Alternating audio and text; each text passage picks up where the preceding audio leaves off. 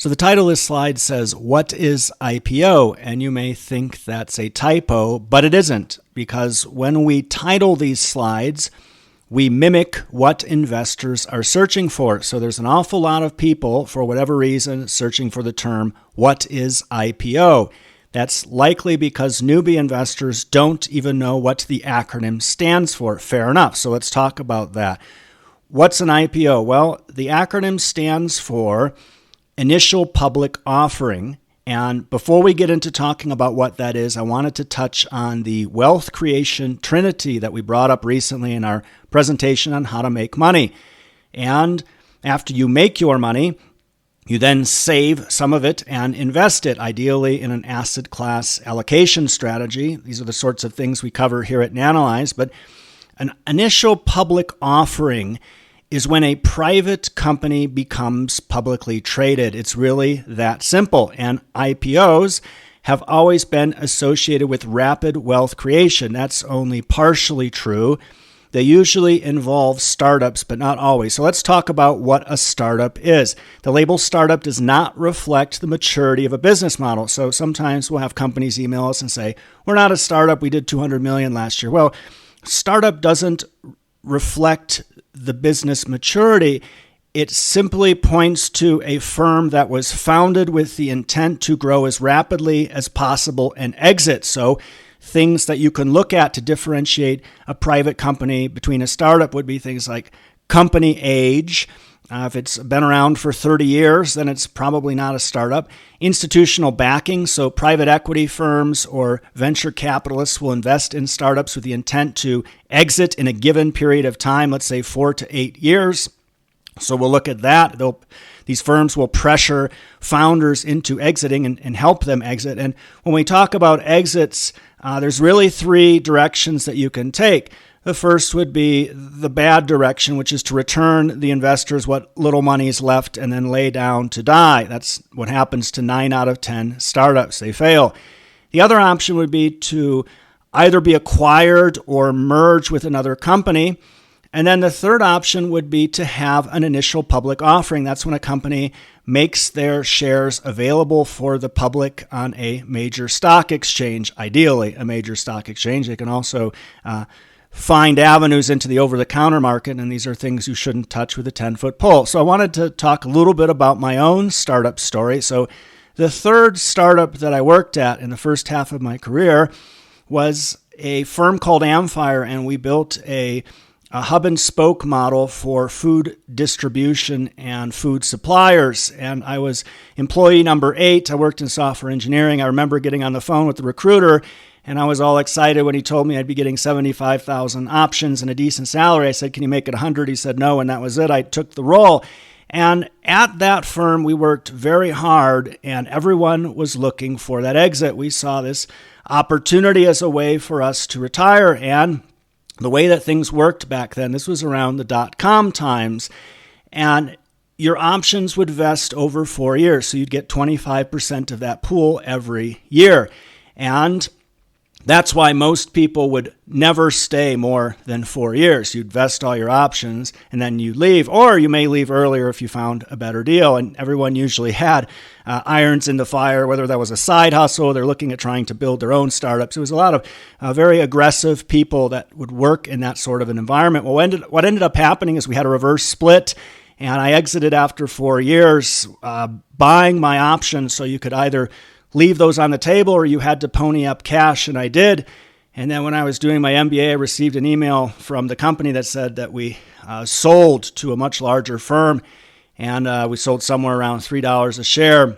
Not a life-changing return, but was certainly nice to get something back. Now, this is one side note I wanted to mention here, because there's a lot of newbie investors listening to this presentation, and that's you'll see these articles from the Motley Fool that say things like, top 10 stocks trading at $5 a share or less. Those are the stupidest ideas that pundits are peddling possible. The price of a share has nothing to do with the value. So a share at $5 a share or a company that's trading its stock at $5 a share is not cheaper than Google at $1,000 a share. Those are arbitrary numbers. You can forward split, reverse split as many times as you want and do whatever you want with that share price. So be very careful about that. Now, when you look at this slide here, you could see the startup financing cycle. And when startups first make things happen, they'll usually either bootstrap, that means they spend their own money getting the venture off the ground, or they'll seek money from accelerators or angels, what's called seed capital. And then they'll move into the venture capital space, early stage, later stage investments you see there. And when the VCs get involved, they're pressuring for an IPO. You can see that at the end there. And of course, secondary offerings. We'll talk a little bit about that. I've crossed out equity crowdfunding and crowd lending because that's something you should never get involved with. And we see a lot of rubbish firms out there in that space, and it's just best avoided. Now, the IPO process. The company will sell shares based on what institutional investors are willing to pay. And they do this bit called a roadshow, and they go out there and they try to figure out what sort of demand there is for the shares. They come up with a pricing range, then they narrow that down to a price per share.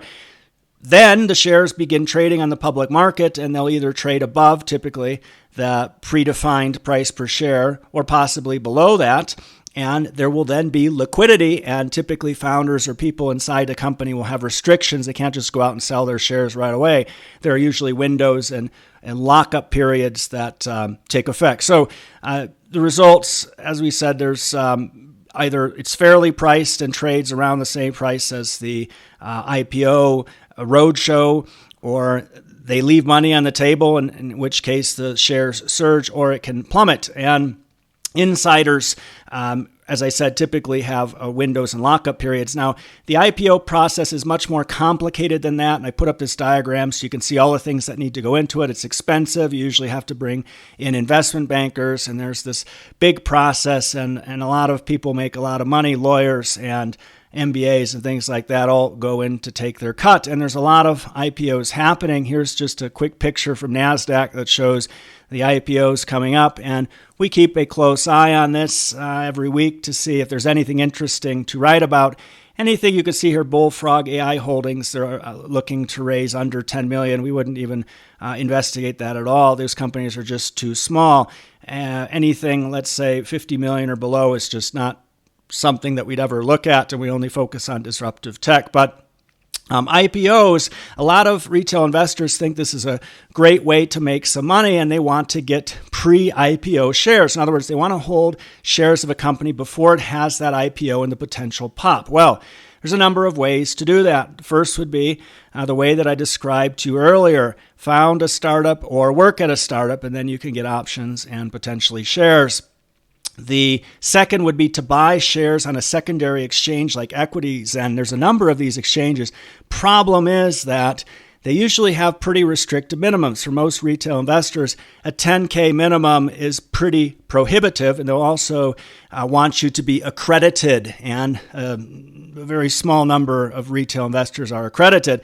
You can invest in funds. EquityZen has a fund where they pooled together a number of startups. It's not actively managed. Alumni Group, a little bit more actively managed. Then you have firms like Scottish Mortgage or ARC that have a mixed fund where they have, a percentage of publicly traded companies and startups. At least they're actively managed, but they also don't provide that much pure play exposure to startups. Another interesting name is that we've covered in the past is Spice VC, and they're doing this bit on the blockchain with Securitize, and we really liked their concentrated focus on a handful of startups and the very simple reporting that they provided their investors. So publicly traded VCs are another way that you can potentially get startup exposure, but they're not very appealing as an asset class. Ideally, we'd prefer those that are very actively managed, and there aren't very many interesting names out there. Some brokerage firms will allow you to get your hands on pre-IPO shares, and then you can speculate on the post-IPO pop, unless, of course, it was a company you believed in and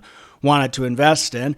That was something that we used to, when we were operating as a affiliate provider for brokerages, we would highlight those. And then when shares start trading at either above or below the set price, essentially you're speculating. So you have those pre-IPO shares and they may or may not see a return. So it's really highly speculative. Now, the SPAC has been talked a lot about in the past several years, so I wanted to touch on that very quickly. This is from an article we wrote 3 years ago warning investors about SPACs, and we didn't like the fact that they didn't file S-1 filing documents. So if you're looking at an IPO, you want to go to the EDGAR database, which is where companies file documents with the SEC.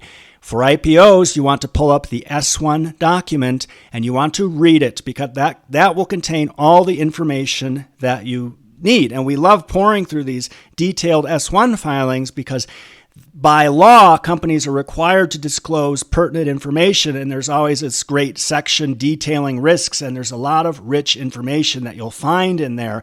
Now, what we saw with SPACs is they simply threw up some investor deck and would post literally just slides with the SEC, and that would take the place of the due diligence, which the company would have had to go through in the case of an IPO. And that's why you saw so much junk. It's why I think we covered around 100 SPACs, and nearly all of them are underwater now. That's no surprise. So the other thing I wanted to touch on is this idea of secondary offerings. It was raised by paying subscribers, and this is when a company is already public, but then they offer another pool of stock to investors. At what price? Well, they typically will price at market based on some sort of calculation, which they will describe, one being a volume-weighted average pricing, where they'll take the average price over a particular period of time or some calculated number.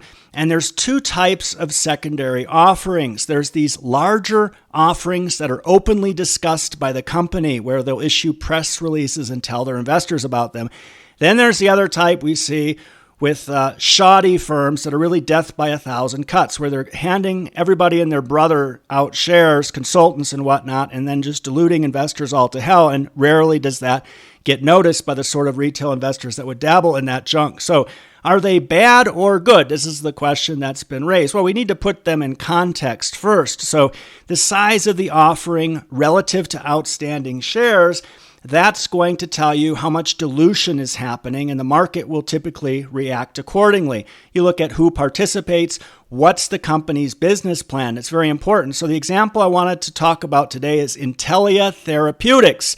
And if you look at not their most recent secondary offering, but you look at all the other secondary offerings they've had, first of all. So you could see here that in December 2020, they issued a pool of shares at an offering price of $36.50 and took in $189 million. Then in July of 2021, they issued a pool for an offering price of $145. They did great there. So at the close to probably the peak of their share price, they sold a whole bunch just based on the hype around gene editing at that time. This would have been a time that we were also selling into that hype. And they received around $650 million. And you see last year in March, they entered into, you'll see these as well. This isn't a secondary offering, but it's what's called an open market sale agreement, where they partner with some sort of a broker investment shop, and those individuals will sell up to a certain amount of common stock from time to time in at what they call at the market offerings, or just selling shares. Of course, that will put some downwards pricing pressure on the stock. And you can see here that, through March through September of last year, that they had sold 553,000 shares at $58 an average price, and they got it $31.5 million.